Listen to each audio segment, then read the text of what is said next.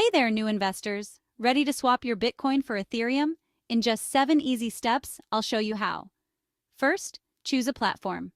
Popular options include Binance, Coinbase, or Kraken. Make sure to pick one that fits your needs. Next, create an account.